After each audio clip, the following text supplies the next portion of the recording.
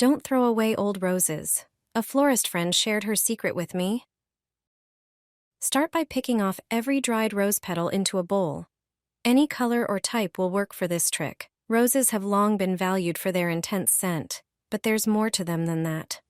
Rinse the collected petals thoroughly in plain water to help soften them. Next, get a tall pot and place a small, clean bowl in the center.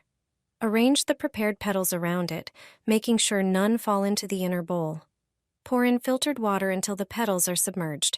Now cover the pot with its lid, but place it upside down.